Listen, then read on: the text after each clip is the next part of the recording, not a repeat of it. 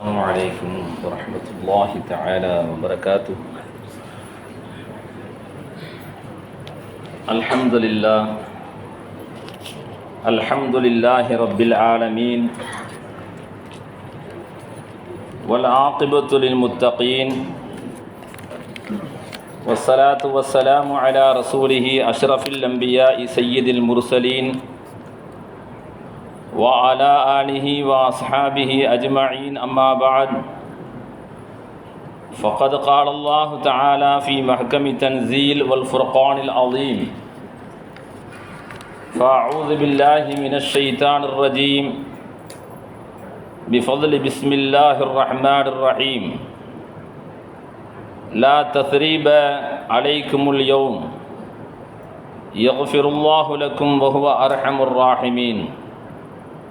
صدق الله العظيم. رب اشرح لي صدري ويسر لي أمري واحلل عقدة من لساني يفقهوا قولي. سبحانك لا علم لنا إلا ما علمتنا إنك أنت العليم الحكيم. إن أريد إلا الإصلاح ما استطعت وما توفيقي إلا بالله عليه توكلت وإليه أنيب. اللهم صل على محمد وعلى آل محمد كما صليت على إبراهيم وعلى آل إبراهيم إنك حميد مجيد. اللهم بارك على محمد وعلى آل محمد كما باركت على إبراهيم وعلى آل إبراهيم إنك حميد مجيد. அன்பிற்கும் மதிப்பிற்கும் மரியாதைக்கும் உரிய அல்லாஹுவின் நல்லடியார்களே, அருமை பெரியோர்களே, அன்பு வாலிபர்களே, சகோதரர்களே, அல்லாஹு தஆலா எல்லா நிலைமைகளிலும் தக்வாவை பேணுவதற்கு நம் அனைவர்களுக்கும் தௌஃபீக் தருவானாக. அல்லாஹுடைய பேரருளால் குர்ஆன் அருளப்பட்ட ரமலானுடைய மாதத்திலே குர்ஆன் ஷரீஃபை முழுவதுமாக ஓத கேட்டு வருகிறோம். அல்லாஹு தஆலாவுடைய அருள் நிரப்பமானது, அவனுடைய பிரியம் தன்னுடைய அடியார்களின் மீது அல்லாஹு தஆலா பேரன்புடையவனாக இருப்பதின் அடையாளமாக அல்லாஹு தஆலா நன்மைகளை கணக்கின்றி வாரி வழங்கக்கூடிய பல்வேறு சந்தர்ப்பங்களை நாம் பார்க்கிறோம். அதிலே குர்ஆனை ஓதும் பொழுது அந்த குர்ஆனை கேட்பது இருக்கிறதே, குர்ஆனை ஓதக்கூடியவர்களுக்கு எந்த நன்மையை அல்லாஹ் தஆலா தருவானோ அதே நன்மையை கேட்கக்கூடியவர்களுக்கும் தருவான் என்று ரசூலுல்லாஹி ஸல்லல்லாஹு அலைஹி வஸல்லம் சொன்னார்கள். முழு குர்ஆனையும் மனனம் விடுவது என்பது அது எவ்வளவு பெரிய பாக்கியம், அது எவ்வளவு பெரிய அந்தஸ்திற்குரிய ஒரு செயல்.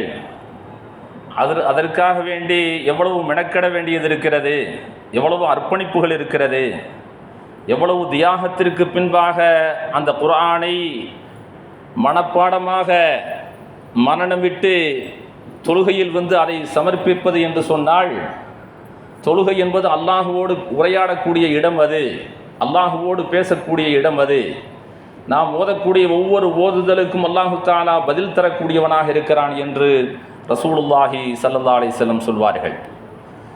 அவ்வாறு பதில் தரக்கூடிய அந்த குர்ஆனுடைய வசனத்தை இமாம் அவர்கள் ஓதும் பொழுது, ஹாஃபிஸ் அவர்கள் ஓதும் பொழுது, அவர்களுடைய ஓதுதலை நாம் கேட்பதினால் நமக்கும் அதே நன்மையை தருகிறான் என்று சொன்னால் இது எவ்வளவு பெரிய பாக்கியம், எவ்வளவு இலகுவாக அல்லாஹு தஆலா குர்ஆன் முழுவதையும் கேட்கக்கூடிய பாக்கியத்தை தந்திருக்கிறான் என்பதை நாம் எண்ணி பார்க்க கடமைப்பட்டிருக்கிறோம்.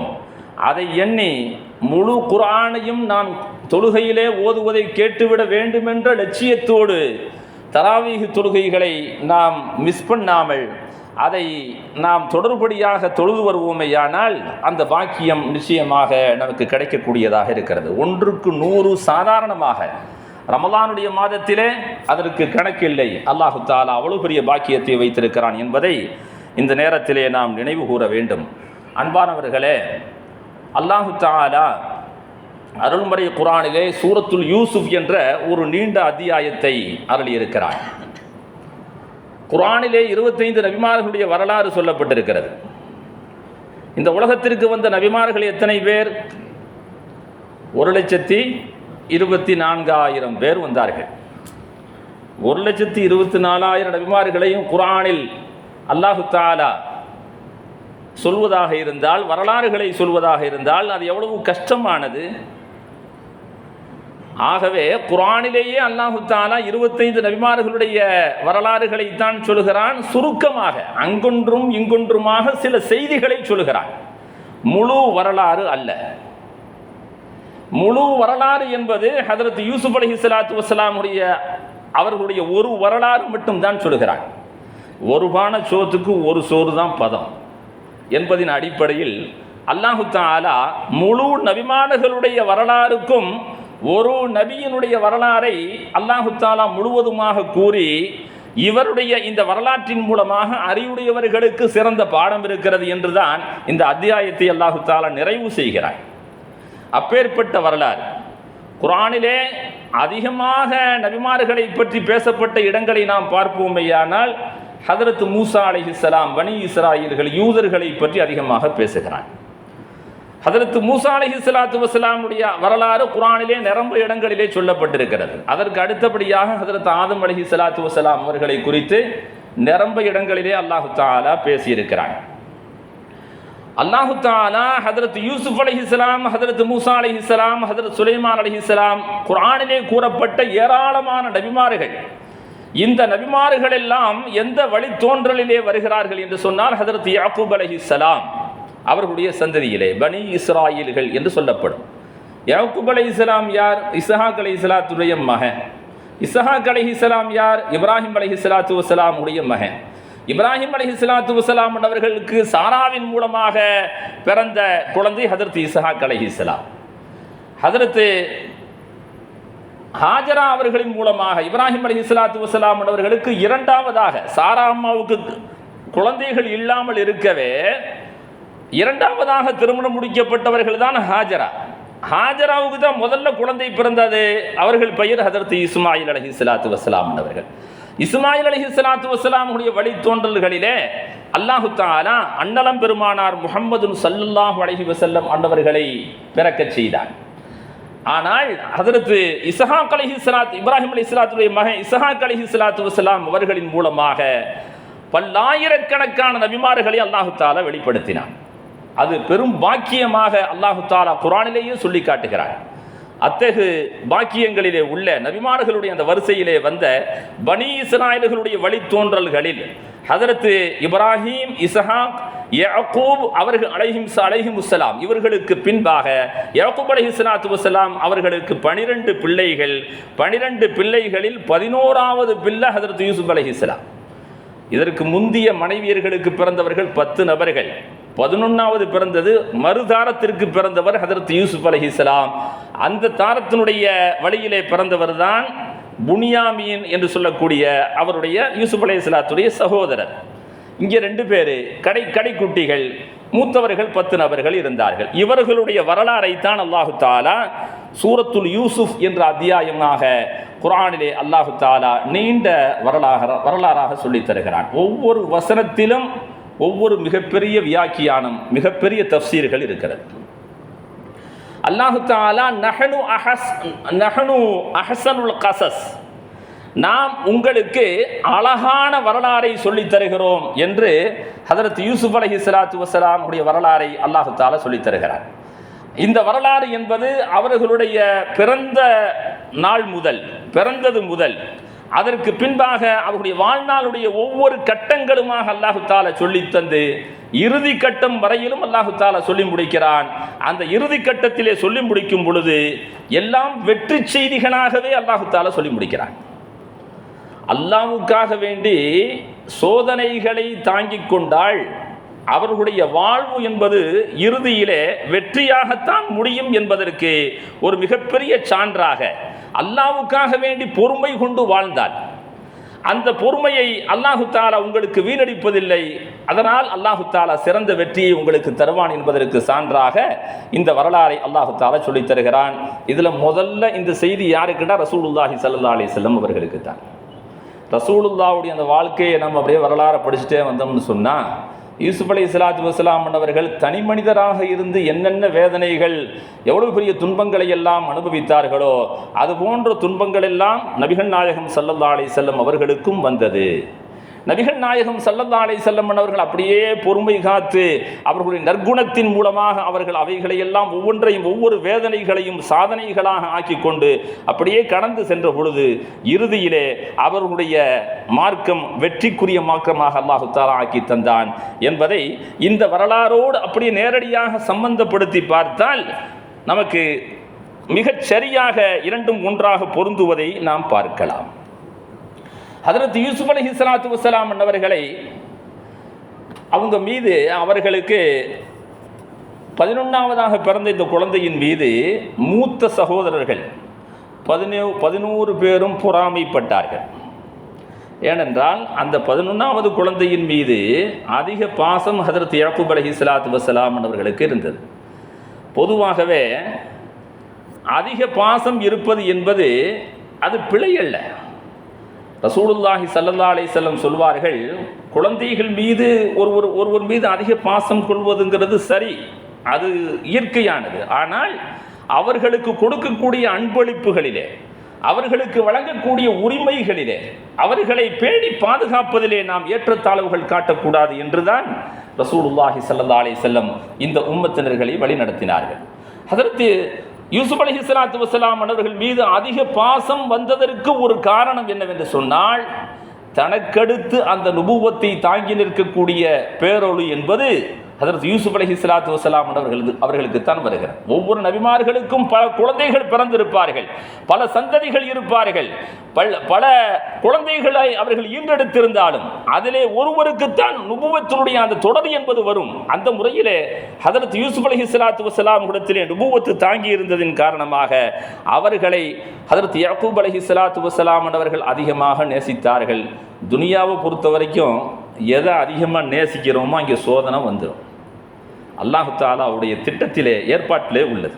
யாரை அதிகமாக நேசிக்கிறோமோ நாம் அங்கு அந்த நேசிப்பு அதிகமாகும் பொழுது அல்லாஹு தஆலா அதிலே சோதனையை தந்து விடுவான். இப்ராஹிம் அலைஹிஸ்ஸலாம், இஸ்மாயில் அலைஹிஸ்ஸலாத்து வஸ்ஸலாம் அவர்கள் மீது மிகப்பெரிய அன்பு கொண்டிருந்ததினால் அவர்களை குர்பானி கொடுக்குமாறு அல்லாஹு தஆலா சோதிக்கவில்லையா, அவர்களை அறுத்து பலியிடுமாறு அல்லாஹு தஆலா சோதிக்கவில்லையா, அதுபோன்று அல்லாஹு தஆலா சோதித்து விடுவான். இந்த 11 நபர்களும் எப்படி பொறாமைப்பட்டார்கள் என்று சொன்னால், இவன் இருக்கிற வரைக்கும், யூசுப் அலைஹிஸ்ஸலாம் இவர் இருக்கும் வரைக்கும் நம்மளை நம்ம அத்தை திரும்பி பார்க்க மாட்டார், நம்மீது பாசம் கொள்ள மாட்டார், ஆகவே இவரை கொலை செய்து விட வேண்டும் என்று அவர்கள் திட்டம் தீட்டினார்கள். அதிலே ஒரு நல்ல மனுஷன் இருந்தார், அந்த 10 பேர்த்தில் ஒருத்தர் யஹூதுன்னு சொல்லிட்டு ஒருத்தர். அவர் என்ன செஞ்சார், இல்லைப்பா நம்மையும் கொண்டு அவரையும் கொலை செய்யணும், அவரை கொண்டு போய் ஒரு பாலங்கணத்தில் கூட்டு போய் தள்ளிடுவோம், தள்ளினா அதற்கு பின்பாக நம்ம அத்தாட்ட வந்து ஏதாவது ஒன்று சொல்லி ஓனாய் தின்றுச்சு என்று சொல்லி ஏதாவது ஒன்றை சொல்லி சமாளித்து கொள்ளலாம் என்று அவர்கள் அந்த 11ஆவது பிறந்த யூசுப் அலைஹிஸ்ஸலாத்து வஸ்ஸலாம் அவர்களை கொலை செய்வதற்கு ஹசதின் காரணமாக, பொறாமையின் காரணமாக எவ்வளவு பெரிய இன்னல் வந்து விட்டது பாருங்கள். பொதுவாக நமக்கு உண்டான பெரிய பிரச்சனையே என்னான்னு சொன்னால், அந்த குடும்பத்திற்குள் இருக்கக்கூடிய பிரச்சனைகள் இருக்கிறதே, அண்ணன் தம்பி உடன் பிறந்தவர்கள், இவர்களுடைய இந்த சண்டை சச்சரவு காலத்துக்கும் தீர்ந்த பாடில்லை. ஊரில் எவ்வளவோ பேர் சண்டை போட்டிருப்பான், எத்தனையோ நபர்கள் மீது நமக்கு வெறுப்புகள் இருக்கும், எத்தனையோ நபர்கள் நமக்கு தீங்கிழைத்திருப்பார்கள். ஆனால் இந்த உறவிலே ஏற்பட்ட விரிசல்கள் இருக்கிறதே, இந்த விரிசல் எது வரைக்கும் வந்து நிற்கும்னு சொன்னால் மௌத்து வரைக்கும் போய் நிற்கும். என்னுடைய தீதாறு கூட அவன் பார்க்கக்கூடாது என்றெல்லாம் சொல்லக்கூடிய நிலைமைகளுக்கு மனிதர்கள் ஒரு வெறுப்பின் ஒரு உச்சக்கட்டத்திற்கு சென்று விடுவது என்பது உறவுகளுக்கு மத்தியில் தான். ஆகவே தான் நபிகள் நாயகம் ஸல்லல்லாஹு அலைஹி சொன்னார்கள், நல்ல மனிதர்களினுடைய அடையாளத்தை சொல்லும் பொழுது அமானிதத்தை பேணுவார்கள் என்று சொல்லி அடுத்ததாக சொன்னார்கள், யார் உறவுகளை பேணுவார்களோ அவர்கள் நல்ல மனிதர்களுக்கான அடையாளம் என்று ஸல்லல்லாஹு அலைஹி சொன்னார். அவ்வளவு கஷ்டம் அமானிதத்தை பேணுறதும் கஷ்டம், உறவுகளை பேணுவதும் கஷ்டம். இப்போ உறவுகள்கிட்ட எப்படிங்க பேணுதலாம் நடக்கிறதுன்னு சொன்னால் அதற்கும் நபிகள் நாயகம் ஸல்லல்லாஹு அலைஹி வஸல்லம் அவர்கள் வழிகாட்டினார்கள். உன்னால் முடிஞ்ச நல்லதை அவங்களுக்கு செஞ்சிரு, அவங்கள்ட்ட நீ எதுவும் எதிர்பார்க்க வேணாம். அவன் என்ன செஞ்சுட்டான், எங்கள் அண்ணன் எனக்கு என்ன கொடுத்துட்டாரு, என் தம்பி எனக்கு என்ன சாதித்து விட்டார், என்னை எப்படி தூக்கி நிறுத்திட்டாருன்னு நீ பேச வேணாம். நீ அவர்களுக்கு செய்ய வேண்டிய ஹக்கை, அவர்களிடத்திலே நடந்து கொள்ள வேண்டிய அந்த முறைகளை நீங்கள் நடந்து கொண்டால் அல்லாஹ்விடத்திலே நீங்கள் நல்ல மனிதர்களாக ஆவதற்கு அது காரணமாக ஆகும் என்று ரசூலுல்லாஹி ஸல்லல்லாஹு அலைஹி வஸல்லம் அவர்கள் வழிகாட்டுகிறார்கள். புனியாமுன அத்தாட்ட கேட்டாங்க, யாக்கூப் அலைஹிஸ்ஸலாத்துல கேட்டாங்க. யாக்கூப் அலைஹிஸ்ஸலாம் சொன்னாங்க, எல்லாம் குர்ஆனுடைய வசனங்கள் ஓதி ஓதி அர்த்தம் சொன்னால் நேரம் அதிகமாகிவிடும். ஆகவே யாக்கூப் அலைஹிஸ்ஸலாத்திட்ட பிள்ளைகள் கேட்கிறார்கள், நாங்கள் வேட்டைக்கு போகிறோம், வெளியில் சென்று நாங்கள் எங்களுடைய தம்பியை அழைச்சிட்டு போனால் அவனுக்கு வேடிக்கை காட்டுவதற்கு வெளியிலே சென்று வருவதற்கு ஒரு ஆனந்தமாக இருக்குமே, அவருக்கும் ஒரு பொழுதுபோக்காக இருக்குமே, அவரை அழைத்து செல்கிறோம் என்று சொன்னார்கள். அப்போ அத்தா என்ன சொன்னாங்க, இல்லைப்பா, அவரை அடிச்சுட்டு நீங்கள் காட்டில் போய் வேட்டையாடுவதற்காக வேண்டி செல்கிறீர்கள், அந்த இடத்துல ஏதாவது ஓனா ஏதாவது தின்று மூடு நான் பயப்படுறேன்னு சொன்னாங்க. எதை இவர்கள் கற்பனை செய்து வைத்திருக்கிறார்களோ அதை தந்தையின் வாயிலிருந்து அல்லாஹு தஆலா வெளியேற்றுகிறான். இதுவெல்லாம் அல்லாஹு தஆலா ஒரு மனிதன் பாவம் செய்வதற்கு முன்பாக காட்டக்கூடிய காட்சிகள். எல்லோருக்கும் இது வரும். ஒரு பாவத்தை செய்யறதுக்கு நாம் போகும் பொழுது அல்லாஹு தஆலா அதை செய்ய விடாமல் தடுப்பதற்குண்டான எல்லா ஏற்பாடுகளையும் செய்துத்தான் வைத்திருக்கிறான். அதை கடந்துதான் மனிதர்கள் பாவம் செய்கிறார்கள். என்ன செய்கிறாங்க, இவங்க புனியாமினை அழைத்து கொண்டு செல்வதற்கு கேட்கும் பொழுது பயப்படுறேன்னு சொல்லுவாங்க. இல்லை, நாங்கள் பத்திரமா கொண்டு போயிட்டு வந்துடுவோம், நீங்கள் நினைப்பது போன்று ஒன்றும் நடக்காது, எங்களோட அனுப்புங்கன்னு சொல்லி அனுப்பிச்சி வச்சுருவாங்க. அனுப்பிச்சி வச்சதுக்கு பின்னாடி அவர்கள் புனியாமினை அழைத்து கொண்டு சென்று காட்டிலே வைத்து யூசுப் அலைஹிஸ்ஸலாம் அவர்களை அழைத்து கொண்டு சென்று காட்டில் என்ன செய்வாங்க, திட்டமிட்ட பிரகாரம் ஒரு பாழும் கிணற்றில் அவர்களை தூக்கி எறிவார்கள். அவ்வாறு தூக்கி எறியும் பொழுது அவர்களை நிர்வாணப்படுத்தி அவர்களை அந்த பாழும் கிணற்றில் தூக்கி எறியும் பொழுது, ஏன்னா சட்டையை கொண்டு போகணுமா இல்லையா, அத்தாட போய் காமிக்கணுமா இல்லையா, அதனால சட்டையை அவுத்துட்டாங்க. அவர்களை அந்த ஒரு பாழும் கிணற்றில் தூக்கி எறிந்து விட்டு அவ்வாறு தூக்கி எறிந்த அந்த சம்பவத்தை நபிகள் நாயகம் ஸல்லல்லாஹு அலைஹி வஸல்லம் சொல்லும் பொழுது, அந்த கிணற்றில் வீசி எறியும் பொழுது ஜிப்ரீல் அலைஹிஸ்ஸலாத்து வஸ்ஸலாம் அன்னவர்கள் வானலோகத்திலிருந்து வேகமாக தாங்கி பிடித்தார்களாம். யூசுப் அலைஹிஸ்ஸலாம் அவர்களை வேகமாக நீங்கள் எப்போது வேகமாக வந்தீர்கள் என்ற சில நிகழ்வுகளை ஜிப்ரீல் அலைஹிஸ்ஸலாத்து வஸ்ஸலாம் இடத்திலே கேட்கும் பொழுது இந்த செய்தியை சொல்றாங்க. ஜிப்ரீல் அலைஹிஸ்ஸலாத்து வஸ்ஸலாம் நபிகள் நாயகம் ஸல்லல்லாஹு அலைஹி வஸல்லம் இடத்திலே அந்த குழந்தையை மிக வேகமாக அவர்கள் தாங்கி பிடித்தார்கள். ஏனென்றால் இவர் மூத்துக்காக வேண்டி உண்டான நேரம் இதுவல்ல, இவரின் மூலமாக மிகப்பெரிய சாதனைகள் எல்லாம் நிகழ வேண்டியது இருக்கிறது. இவர் அல்லாஹ்வுடைய தூதராக இருக்கிறார். அல்லாஹு தஆலா உலக மக்களுக்கு இவரை கொண்டு மிகப்பெரிய ஒரு படிப்பினையை கொடுக்கணும்னு சொல்லி அல்லாஹு தஆலா நாடி இருக்கிறார். அப்படி இருக்க இவர் எவ்வாறு பாதிப்புக்கு உள்ளாவார்? இவர் தாங்கி நிறுத்தப்பட்டார். அதற்கு பின்பாக அவருடன் பிறந்தவர்கள் எல்லாம் ஒரு ஓநாயை அடித்து அதனுடைய இரத்தத்தை சட்டையில் துவைத்து அதை கொண்டு போய் என்ன செஞ்சாங்க, தகப்பனார்ட்ட கொண்டு போய் கொடுத்தார்கள். கொடுத்தால் பொய் அது மறைக்க முடியாது, பொய்யை மறைக்க முடியாது. அங்கு போய் கொடுத்தால் சட்டை முழுவதுமாக எங்கும் கிழிஞ்சல்கள் இல்லை, அது எங்கும் கிழிக்கப்படவில்லை. ஓநாய் அடித்து தின்றிருந்தால் சட்டையிலே கிழிஞ்சல்கள் இருக்கும், அதை கிழித்து கொதறப்பட்டிருக்கும். அவ்வாறான எந்த அடையாளமும் அதில் இல்லையே என்று தந்தை சொல்லுகிறார். நீங்க என்னமோ சூழ்ச்சி செய்திருக்கிறீர்கள், நான் இது விஷயத்தில் பொறுமையாக இருக்கிறேன் என்று யாக்கூப் அலைஹிஸ்ஸலாத்து வஸ்ஸலாம் அவர்கள் சொன்னார்கள். இந்த வார்த்தை தொடர்ந்து வந்து கொண்டே இருக்கும், நான் பொறுமையாக இருக்கிறேன். இந்த சோதனையான கட்டங்கள் ஒவ்வொன்றிலும் ஹஜ்ரத் யாக்கூப் அலைஹிஸ்ஸலாம் யூசுப் அலைஹிஸ்ஸலாத்து வஸ்ஸலாம் அவர்கள் நான் பொறுமையை மேற்கொள்கிறேன் என்று அந்த வாசகம் சொன்னதாக சூரத்துல் யூசுஃபிலே அல்லாஹ் தஆலா சொல்லி காட்டுகிறான். இப்படியாக அவர்கள் அந்த கிணத்துல போட்டு போயிட்டாங்க. அவ்வழியாக வந்த மற்ற பிரயாண கூட்டம் அந்த கிணற்றில் தண்ணீர் இறைப்பதற்காக வேண்டி வந்தால், தண்ணீருக்காக வேண்டி வாளியை விட்டால் அதிலிருந்து இந்த குழந்தை எடுத்து அந்த வாளியுக்குள் அமர்ந்து கொண்டு அதன் மீது ஹஜ்ரத் யூசுப் அலைஹிஸ்ஸலாத்து வஸ்ஸலாம் அவர்கள் மேலே வருகிறார்கள். தண்ணீர் வருவதற்கு பதிலாக அது பாலும் கிணறு தானே, அதில் தண்ணீர் இல்லை. ஹஜ்ரத் யூசுப் அலைஹிஸ்ஸலாத்து வஸ்ஸலாம் அவர்கள் வாளியில் உட்கார்ந்துக்கிட்டாங்க. வாளியில் அவர்களை தூக்கி மேலே பார்த்தால் அழகொளிரும் குழந்தை, அழகு பொதுமையான குழந்தை. ஏனென்றால் உலகத்திலே இவர்களை போன்ற அழகர் வேறு யாரும் அல்ல. அவர்களுக்கு நிகராக அவர்களை விட ஒளி மிகுந்த ஒரு அழகர் என்று சொன்னால் முதலாவது ஒரு நபர் ஹஜ்ரத் நபிகள் நாயகம் முஹம்மது ரசூலுல்லாஹி ஸல்லல்லாஹு அலைஹி வஸல்லம். இவர்கள் அல்லாஹ்வுடைய தஜல்லியை தாங்கி நின்றவர்கள். அல்லாஹ்வுடைய நூறானியத்தை அல்லாஹ்வினால் சிறந்த படைப்பாக சிறந்த அழகராக படைக்கப்பட்டு அனுப்பப்பட்டவர்கள் நபிகள் நாயகம் ஸல்லல்லாஹு அலைஹி வஸல்லம். ஹஜ்ரத் யூசுப் அலைஹிஸ்ஸலாத்து வஸ்ஸலாம் அவர்கள் பிறப்பின் அடிப்படையிலே அழகராக இருக்கக்கூடிய அந்த குழந்தையை பார்த்தவுடன், அந்த குழந்தை கிடைச்ச உடனே வியாபாரிகளுக்கு என்ன தோடுச்சுன்னு சொன்னா, அன்னைக்கு அடிமை சந்தையிலே மனிதர்கள் விலை பேசி விற்கப்படுவார்கள்.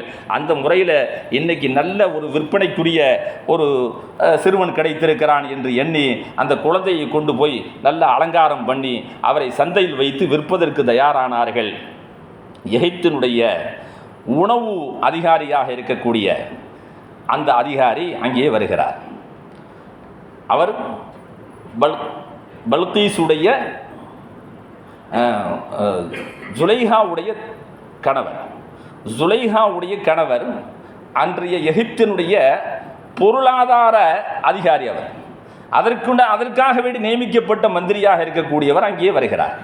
அவர் வந்த உடனே அந்த குழந்தையை பார்க்கிறாரு. நல்ல விலை கொடுத்து அந்த குழந்தையை வாங்கி கொண்டு சென்று விடுகிறார்.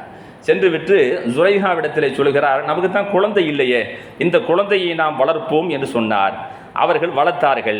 வளர்த்து நல்ல விதமாக ஆளாக்கி வாலிப வயதை அடைந்த பொழுது இரண்டாவது சோதனை அவர்களுக்கு ஆரம்பமானது.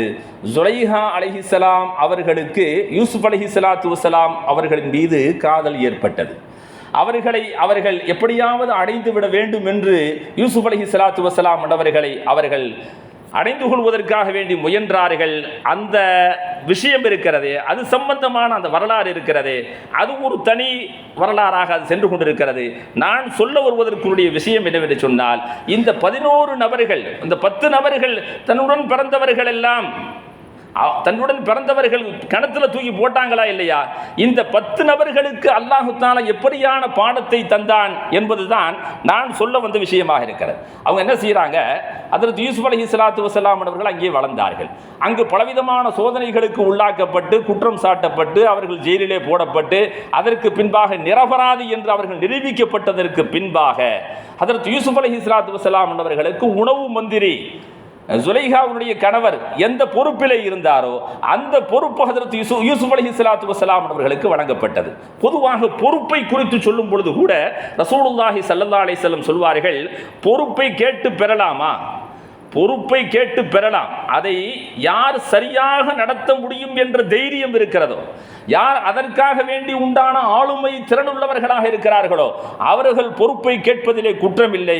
ஏனென்றால் ஹஜ்ரத் யூசுப் அலைஹிஸ்ஸலாத்து வஸ்ஸலாம் அவர்கள் பொறுப்பை கேட்டு பெற்றார்கள் என்று ரசூலுல்லாஹி ஸல்லல்லாஹு அலைஹி வஸல்லம் அவர்கள் சொல்வார்கள். அப்ப அவர்களுக்கு உணவு மந்திரி பொறுப்பு வழங்கப்பட்டிருந்தது. நாட்டிலே மிகப்பெரிய பஞ்சம் ஏற்பட்டது.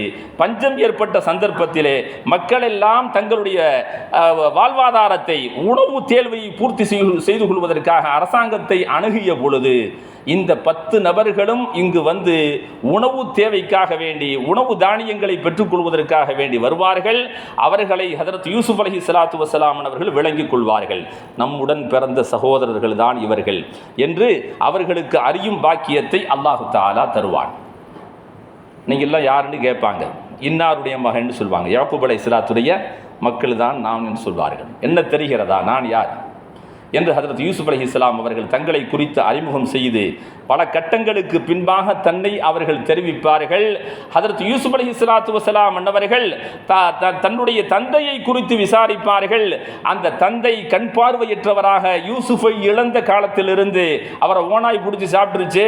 அந்த காலத்திலிருந்து இவர் அழுது என்னுடைய தகப்பனாருக்கு கண் பார்வை மங்கி போய் விட்டது என்ற செய்தியை அவர்கள் சொல்வார்கள். சொன்னதற்கு பின்பாக ஹஜ்ரத் யூசுப் அலைஹிஸ்ஸலாத்து வஸ்ஸலாம் அவர்கள் தங்களுடைய சட்டையை கொடுத்து அனுப்புவார்கள்.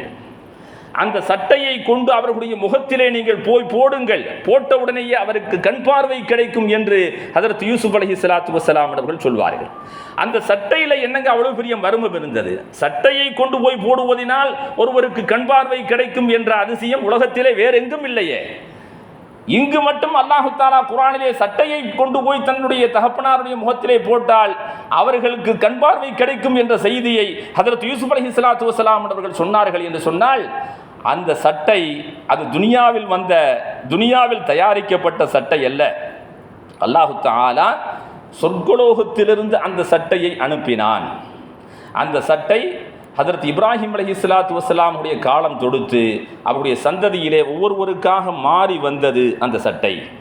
அந்த சட்டையை தான் இவர்களுக்கு ஹதரத் யூசுப் அலைஹிஸ்ஸலாத்து வஸ்ஸலாம் அவர்களுக்கு, அதாவது உள்ளாடையாக அவர்களுடைய காலர் பகுதிக்கு அணிய வைக்கக்கூடிய ஒரு சிறு துணியை போன்று அந்த துணியை ஹதரத் யாக்கூப் அலைஹிஸ்ஸலாத்து வஸ்ஸலாம் அன்னவர்கள் வைத்திருந்த அந்த சட்டை, அதோடு தான் ஹதரத் யூசுப் அலைஹிஸ்ஸலாத்து வஸ்ஸலாம் அவர்கள் ஹதரத் யூசுப் அலைஹிஸ்ஸலாத்து வஸ்ஸலாம் அவர்கள் சென்றார்கள். அவர்களிடத்தில் அந்த சட்டை இருந்தது, அந்த உள்ளாடை இருந்தது. அந்த உள்ளாடையை தான் இவர்கள் கொடுத்து அனுப்பினார்கள் என்று வரலாற்றிலே சொல்லப்படுகிறது.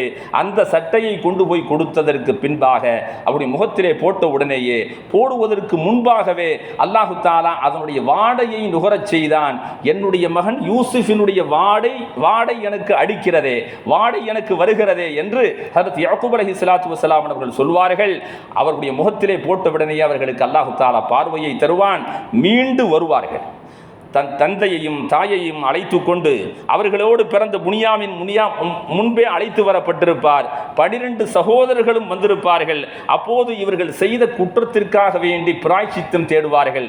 நாங்கள் பாவம் செய்துவிட்டோம், தவறு செய்துவிட்டோம், நாங்கள் வருந்துகிறோம் என்று இந்த 10 நபர்களும் சொன்னபோது ஹதரத் யூசுப் அலைஹிஸ்ஸலாத்து வஸ்ஸலாம் சொல்வார்கள், லா தஸ்ரீப அலைக்குமுல் யௌம், இந்த நாள் உங்களுக்கு நான் உங்களை தண்டிப்பதற்குண்டான, பழி தீர்ப்பதற்குண்டான நாள் அல்ல. நான் உங்கள் மீது எந்த வஞ்சகத்தையும் வைக்கவில்லை.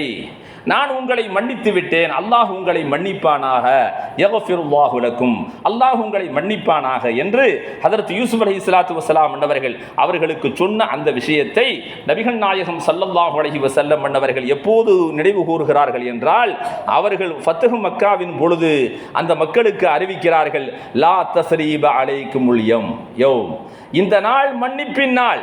இந்த நாள் யாரும் குற்றம் பிடிக்கப்பட மாட்டீர்கள், யாரும் என்னை சிரமத்திற்கு உள்ளாக்கியதினால் பழிதீர்க்கப்பட மாட்டீர்கள்.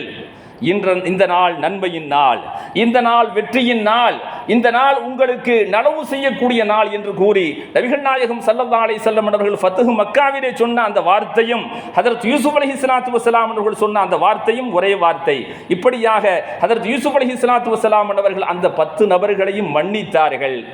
மன்னித்ததற்கு பின்பாக அவருடைய வாழ்க்கையை அல்லாஹு தஆலா பிந்திய வாழ்க்கையை செழுமையானதாக, மக்களுக்கு முன்மாதிரியானதாக, மக்களுக்கு நுபுவத்தினுடைய அந்த பணியை செய்வதற்கு காரணமாக அல்லாஹு தஆலா ஆக்கி தந்தான் என்பது ஹதரத் யூசுப் அலைஹிஸ்ஸலாத்து வஸ்ஸலாம் உடைய சுருக்கமான நான் சொல்ல வந்த வரலாறாகும். இதில் நிறைய விஷயங்கள் இருக்கிறது. ஜுலைஹா அம்மா சம்பந்தப்பட்ட விஷயங்களை நாம் எடுத்து போனோமேயானால் அதிலே ஒரு நீண்ட விஷயங்களை நாம் சொல்வதற்கு இருக்கிறது. ஆனால் உடன் பிறந்தவர்களின் மூலமாக இப்படியெல்லாம் துன்பங்கள் நேரும் பொழுது நாம் எவ்வாறு நடந்து கொள்ள வேண்டும் என்பதற்குண்டான ஒரு முன்மாதிரியாக ரசூலுல்லாஹி ஸல்லல்லாஹு அலைஹி சொன்னார்கள், நீங்கள் உங்கள் புறத்திலிருந்து செய்ய வேண்டிய நல்லதை செய்து விடுங்கள், அல்லாஹு தஆலா உங்களுக்கு ஆக வேண்டிய நன்மைகளை உங்களுக்கு கிடைக்க செய்வான் என்று ரசூலுல்லாஹி ஸல்லல்லாஹு அலைஹி வஸல்லம் அவர்கள் சொன்னார்கள். அந்த முறையிலே அல்லாஹு தஆலா ஹதரத் ஹதரத் யூசுப் அலைஹிஸ்ஸலாத்து வஸ்ஸலாம் அவர்களுடைய வரலாறின் மூலமாக சிறந்த பாடங்களை எல்லாம் நமக்கு தந்தான். ரசூலுல்லாஹி ஸல்லல்லாஹு அலைஹி வஸல்லம் சொல்வார்கள், 12 மாதங்களுக்கு உதாரணம் ஹதரத் யூசுப் அலைஹிஸ்ஸலாம் அவர்களோடு பிறந்த குழந்தைகள், அவர்களோடு பிறந்த சகோதரர்கள். இந்த 11 நபர்களையும் யூசுப் அலைஹிஸ்ஸலாம் அவர்கள் எப்படி மன்னித்தார்களோ அதுபோன்று இந்த ரமலானுடைய மாதம் இருக்கிறதே, யூசுப் அலைஹிஸ்ஸலாத்து வஸ்ஸலாம் அவர்களை போன்று மன்னிக்கும் மாதம்.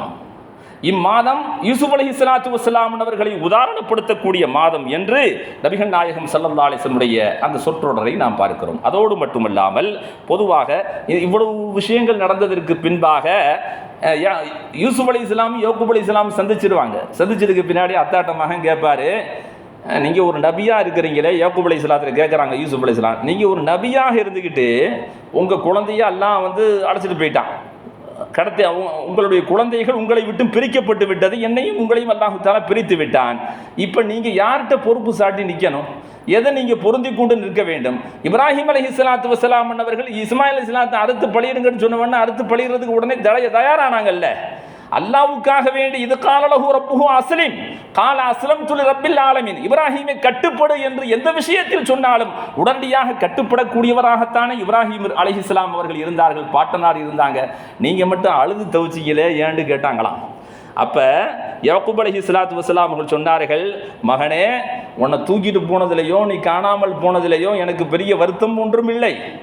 வருத்தம் இருந்தது, ஆனால் நான் வருந்திய அந்த வருத்தம் எதற்காக வேண்டி என்று சொன்னால், நீ எங்கிருந்தாலும் ஒரு மூமினாக முஸ்லிமாக இருக்க வேண்டுமே என்பதுதான் என்னுடைய வருத்தமாக இருந்தது என்று ஹதரத் யாக்கூப் அலைஹிஸ்ஸலாத்து வஸ்ஸலாம் அவர்கள் சொன்ன அந்த விஷயத்தையும் நாம் பார்க்கிறோம். ஆகவே அந்த வகையிலே நாம் நம்முடைய குழந்தைகள் மீது, நம்முடைய மக்களின் மீது அவர்களுடைய ஈமானுக்காக வேண்டியும் இவ்வாறு கவலைப்படுவது என்பது நபிமார்களுடைய முன்மாதிரியாக இருக்கிறது. அல்லாஹு தஆலா இந்த வரலாறின் மூலமாக நமக்கு சொல்லப்பட்ட இந்த செய்திகளின் மூலமாக சிறந்த முன்னுதாரணங்களை எடுத்துக்கொள்வதற்கு, படிப்பினைகளை எடுத்துக்கொள்வதற்கு வல்ல ரஹ்மான் நம் அனைவர்களுக்கும் தௌஃபீக் தருவானாக. வஆகிர் தஅவானா அனில் ஹம்துலில்லாஹி ரப்பில் ஆலமீன். ஆமீன். பிஸ்மில்லாஹிர் ரஹ்மானிர் ரஹீம். அல்ஹம்துலில்லாஹி ரப்பில் ஆலமீன் ஹம்தன் யுவாஃபி நிஅமஹு வ யுகாஃபி மஸீதா வஅஃபு அன்னா யா கரீம் யா ரஹீம் யா அல்லாஹ். اللهم صل على رسولك سيدنا محمد وعلى آل سيدنا محمد وبارك وسلم عليه. اللهم زينا بزينة الإيمان وشرفنا بشرف القرآن وأكرمنا بكرامات نبينا محمد صلى الله عليه وسلم.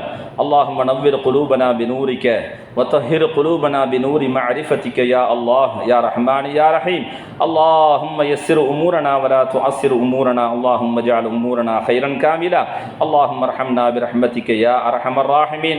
ربنا تقبل منا إنك أنت السميع العليم وتب علينا إنك أنت التواب الرحيم. وصلى الله على سيدنا محمد وآله وصحبه أجمعين والحمد لله رب العالمين. صلى الله على محمد صلى الله عليه وسلم. صلى الله على محمد صلى الله عليه وسلم. صلى الله على محمد يا رب صل عليه وسلم. السلام عليكم ورحمة الله وبركاته.